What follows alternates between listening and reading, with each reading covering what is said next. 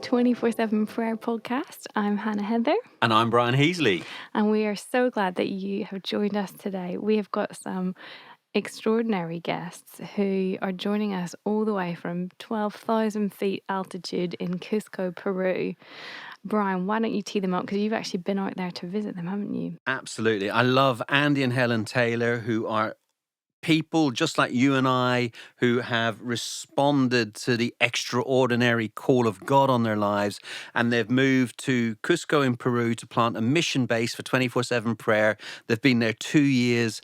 They took their 2 small children. And at the age of, in their early 40s, they moved there to sell out for Jesus, as it were. It's so exciting to hear about them and the sacrifices they've made, the breakthroughs they're seeing, and the different things that are happening as they work in and around the Cusco region of Peru. I mean, it was just phenomenal to be with them. They are humble but lovely.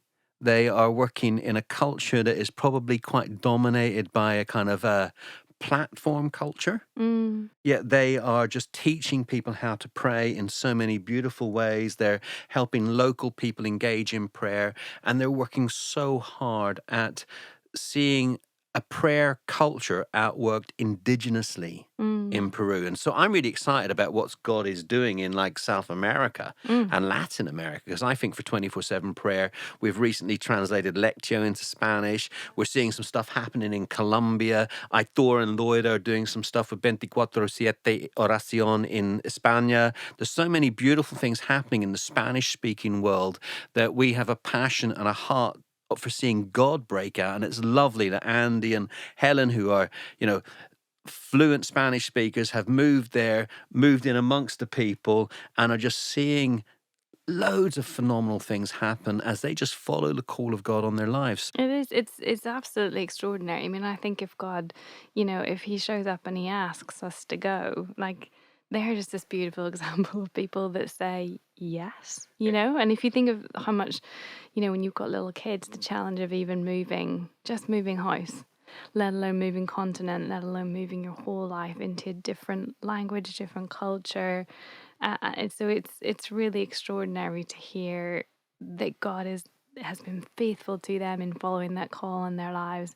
It's a really interesting culture as well, isn't it, Brian? So we're going to hear a bit about Incan spirituality and the impact of that on the mission field for them, and the way in which prayer is really interesting in their context. And they explain how people have a paradigm for prayer, but not that they can do it themselves in their own home by themselves, just talking to Jesus. And so they're really trying to pave a new way, model a new way of prayer for that culture, and really lifting the veil between heaven and earth. It's very exciting. And it's sacrificial, which is just beautiful. I think last Christmas there was a lot of rioting and unrest in Peru, and they had friends who were coming out to visit them, couldn't come because the airport had been shut down because there were people with guns and different things were happening in all of Peru. And so it's interesting that they're willing to go to such a place that, for you and I, we live in a relatively stable country, but they've taken their family to an unstable country, trusting in God, their rock, their fortress. So it's beautiful to see, but I'm always deeply humbled by the price people pay, and Andy and Helen have paid a price, but they're not going to be like, oh, we paid a price, we're suffering loads. They're just people that are full of joy, people who are full of hope, and it's just exciting to see what God is doing through them. So I'm really excited just to hear what these 2 wonderful people have to say. Yeah, we hope you enjoy.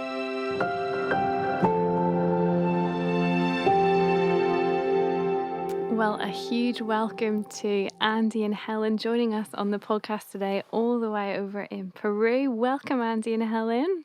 Thank you for having us. Hello. Buenos dias. Buenos dias, amigos. ¿Está bien? Sí, gracias. Bien. It's good to be here with you guys. Yeah, it's lovely to have you. And Andy and Helen, would just give us a little idea of the context of which you find yourselves in right now.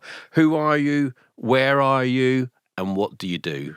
Okay, we are, as you've already mentioned, Helen and Andy Taylor, and we're originally from England. However, for the past nearly 2 years, we've been living here in Cusco, in Peru, with our daughters Faith and Emma. We're missionaries out here representing 24/7 prayer. Yeah, and just to give you a bit of context on where we are. So Cusco is in the middle of the Andes Mountains. It's 3,500 meters, almost 12,000 feet high. It was known as the navel of the world in Inca times, and it's a melting pot of Inca religion and Roman Catholic tradition. There's lots of shamanism and darkness and oppression and confusion over here, and it's the gateway city to Machu Picchu. Over 2 million tourists visit this place annually, Wow. and this is where we felt God call us. Wow.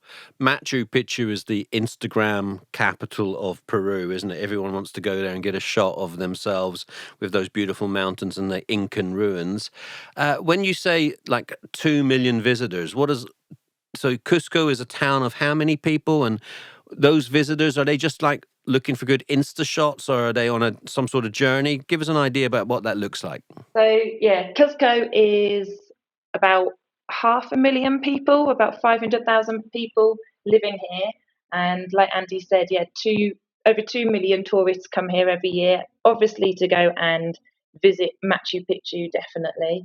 And also, there are a lot of people that we have met here who come here on a spiritual journey, looking for something to fill that hole, to fill that gap, to help them understand the purpose of life. Wow. And what on earth sort of led you guys to this moment where suddenly, you two and your two daughters, like what led you to sort of pack your bags and leave England and find yourself 12,000 feet up in the Peruvian mountains? Like what led to that decision? That's a very good question. We do have a bit of history with Cusco. So we were here as me and Helen, before we had children, before we were married, we were here as backpackers, and we had an extended trip. We met some missionaries, and I became a Christian out here, Oh, which was wow. incredible in 2010. And then we came back to England and we got on with life and kind of not forgot about Peru, but didn't think we would ever return here. But slowly but surely, God started speaking to us about retracing our steps. And we had so many visions and dreams and words from other people and from God about coming back to Cusco. So we had no idea what God wanted us to do here. So in true kind of 24/7 prayer style, we arrived with complete open hearts and minds of God. How can we serve you? What do you want us to do here? We know you've called us here, but please show us your will. And I think it was a really good posture for us just to be in at the start of that journey. Wow. So that's kind of how we came here. And that's amazing. Almost like your life story was so dramatically changed there. It's almost like, okay, God, Hmm. replicate my story and, potentially these thousands of tourists that come through. That's amazing. So, guys, tell us a little bit about what does it look like? I know you in England, you were both school teachers, you've got children, you've got a home. What does it feel like for Andy? You talk about visions and dreams and God speaking, but I'm thinking about moving two small girls halfway across the world, leaving behind family, friends, stable income, all of that. When God speaks, why on earth would you do that? Well, I suppose we'd been praying a prayer whilst we were in England. We were serving at local church on the leadership team. As you said, stable jobs. Life was comfortable, going well. We were happy in England, and I suppose it arrived at that point where we had to make a decision. We prayed for God to speak to the girls as well, and they would come to us and just, well, for one example, they just blurted out in the car that we want to move to Peru, and Wow. literally the day after we prayed together as a Wow. couple, like, God, please speak to us. We think you're speaking to us about Peru. We're not sure. We need another sign. So that was really encouraging. But you're right to make that decision. I think it was Pete Gregg said. I think he spoke about the Heasleys going to IB for about you can be risky or you can be safe in your decisions. Do we go risky and ignore what God is saying and stay where we are and be comfortable? Or do we go safe and put our lives in his hand and completely trust that he knows what's best and his will for our lives? And that's kind of the decision we made. We kind of, I suppose, were obedient to the call. We knew both deep down inside, when the girls started speaking to us as well, we knew that we had to do this, even though we didn't know what we were going into. And it hasn't been plain sailing. It hasn't been easy. It was a really tough decision to make. Faith and Emma have been absolutely amazing through it all. However, we've all longed for being back home in England on many occasions. Yeah. But God has just been so good through it all. So good. It's been like an overwhelming kind of peace and joy about being here, even through the challenges and the tough times. Yeah. Wow, I love the idea that the risk is staying and the safe thing is going. It's such a beautiful switch around of what we, with our own, I guess, sense of what is right and how we should live our lives, would think. You know, the idea is we have the jobs, we work hard, we get the house, we live well, and we, somehow serve in a local church. But the safest thing to do is to act when God speaks. So amazed. That's so good. But tell me, how do you keep going? How do you persevere? I've found, because we've had so many tough moments here in the last 2 years, so many difficult times when the easiest thing would have probably been just to give up and to throw in the towel and head home. But we've found more and more that during those moments, during those times where we really need to persevere, we find ourselves craving more time breathing God in. We find ourselves needing and wanting to spend that extra time with God, the quiet time with God.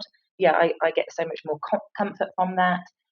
God blesses me with the fruits that I need at that moment in time just to keep going. Another way is being around others who help build me up and support me, lift me up. We've found a beautiful church community here that welcomed us from the moment that we arrived, and the women and the families there, they've just been so supportive and so encouraging. So at the times where I'm finding it really difficult and just needing a little bit of extra comfort, then I go and spend some time with my Christian Peruvian friends here, and they help spur me on in love, which makes just such a huge difference. Wow. So that's like the quiet time, you going talking to God, but also being part of and placed in a community helps you keep going. Certainly, yeah, hugely, 100%. Amazing. But here's the thing I often wonder, when we send missionaries to other countries or when missionaries go to other countries, how do we avoid inculturation? How do we avoid becoming colonial? How do we avoid popping our stuff onto them? And, how do we outwork the gospel contextually? I know that was quite a switch around in the questions there, but so you've gone, you've got an idea of how this all works in England, for instance. How do you then see that work in Peru without it just becoming like a kind of McDonald's franchise of mission? Yeah, it's a good question. We have spoken to each other quite a lot about this, and we have to stop ourselves in our tracks every so often to not try to put our Englishness onto the Peruvians here, because it is a completely and totally different culture.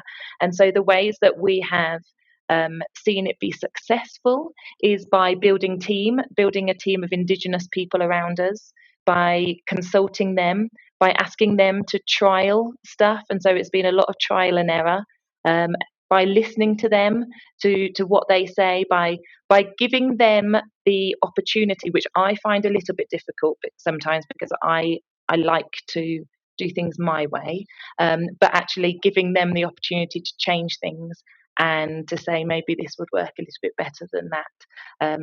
But it has been difficult because a lot of the stuff that we've been doing here, especially over the last year or so, prayer spaces, setting up prayer rooms, prayer spaces in schools, we've done quite a lot of in England anyway. And so, we cannot just copy it and do exactly the same. So yes, building team, listening to others Brilliant. who are native to this country. It's really helpful. And also, you were telling me really about the South American context of the pastor who stands at the front, and the prayer meeting is a front led, lots of people making lots of noise, but you have people going into prayer rooms, and because of the creative nature and the way that we help people engage with stations, people are coming out of the prayer room and saying, "I didn't think I could pray for an hour." I think, was there one like 20-year-old girl who was dragged along by her mother or someone like that? That's right. Yeah. So she was, very, very, quite moody looking when she arrived. Um, being taken into a prayer room by her mother. An hour later, she came out and she was just transformed. Her face was just bright, shining, huge smile on her face, and she was like, "I didn't want to leave. Please, can I stay for longer?" Wow. Saying that she just didn't realise that prayer could be so exciting and interesting, and that she just thought that you went into a dark room, had to go on your knees and putting your hands together and quietly speaking to God. So do you feel you're remodeling prayer for people in Cusco? Certainly, I think we're also giving them ownership, Oh, I love that. I love that. God, Ownership. God's doing it, isn't he? Yeah. because here so many people, like you said, Brian, go to the pastor to be prayed for, and when we arrived, because we were known as 24/7 prayer, we became the people that wanted us to pray for them, Mm. out on the streets as well as in the churches. But over these last 2 years, we've really encouraged and equipped people to be able just to actually see that they can speak to Jesus themselves. They can have a conversation with him. They can talk to him. They've got just as much right as any other person, and Wow. that Jesus wants to have that friendship and that communication with them. That is amazing. How does it go then when you pray with someone on the streets? Praying on the streets has been incredible. So we just walk out. We're open hearted, open mind. God, lead us. Where do you want us? Who do you want us to connect with? And it's just incredible the people He puts in our path that we just start conversations with.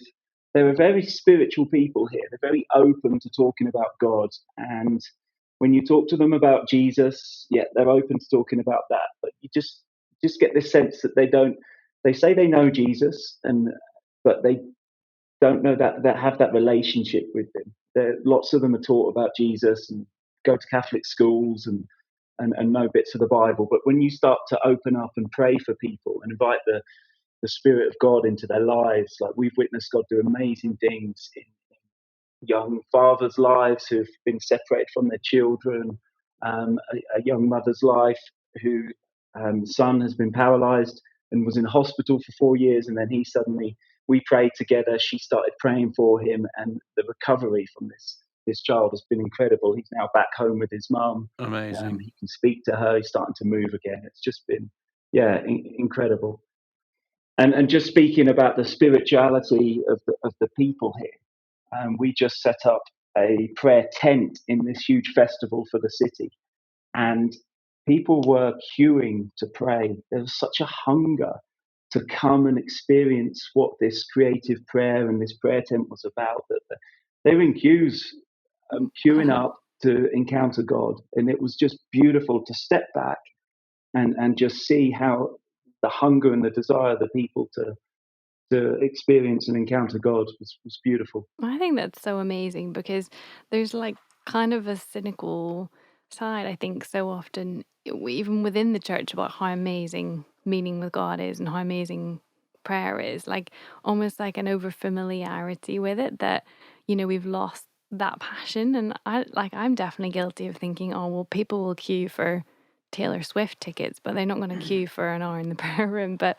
actually, like there's something in that people are hungry. I think that's incredible, and it feels like from what you guys are sharing, it's almost like in your context there, people have been held almost like behind a veil of, they haven't felt able to have that access that we know that we all have, which is the access into the presence of God, the access to speak directly to God, and to begin to kind of lift that veil.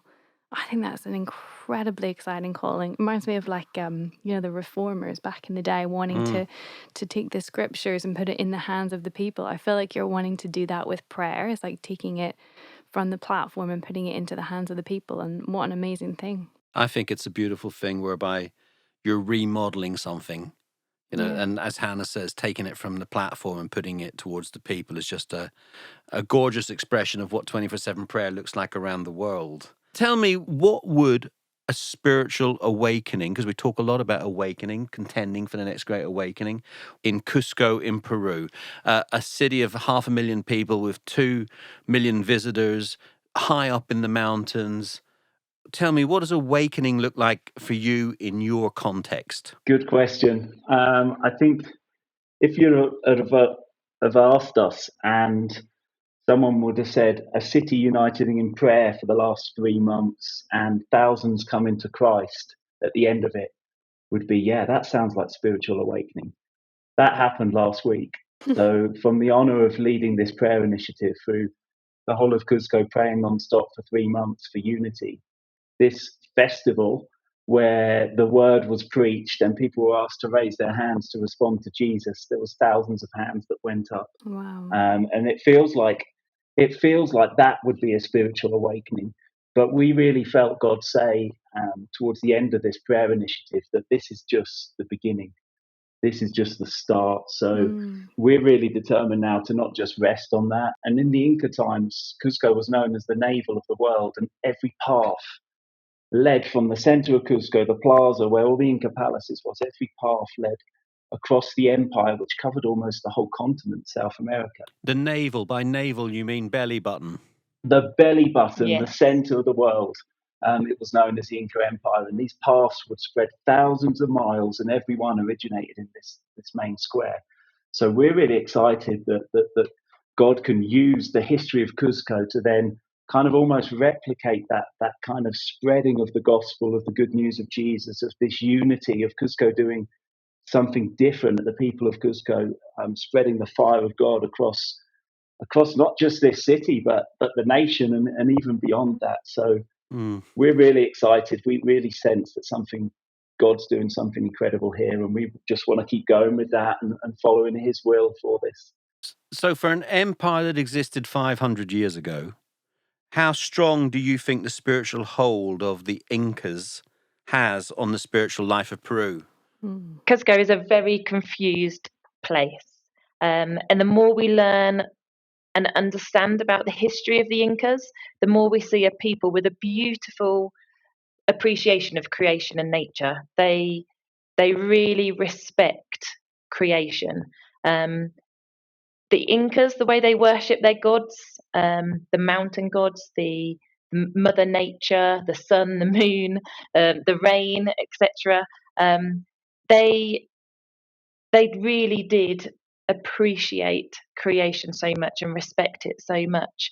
And even though they hadn't been introduced to Jesus yet, they still had this appreciation of life, of a creator. They even had a god called Wiracocha, is it? Wiracocha, which meant the god of everything. So, like Andy said earlier, they really are a spiritual people. The thing that we've found that that we think that they struggle with, that they battle with maybe, and that is a stronghold for them, is that they still really feel that they have to constantly offer something to their gods in order to have something returned to them. So there's not there's not a feeling that they are enough, that who they are is enough. They have to constantly try. They have to constantly give. They have to make all these offerings to their gods, and that is a huge stronghold that we still see here today. So, yeah, we would love to know, what is one experience of prayer in your whole life that you will never forget? So I grew up in a Christian family, so I've always known going to church, and going along on a Sunday morning. I come from a family with a Methodist background, and every year when we were younger, we used to go to either a festival called Spring Harvest or a festival called Easter People, which was so much fun. And one time when I was at one of the festivals, I must have been about 13, 14 years old. I remember being in an evening meeting, and there was a few young people up on the stage, and they just started to talk to us exactly about what prayer is and how it is just a conversation with your Father.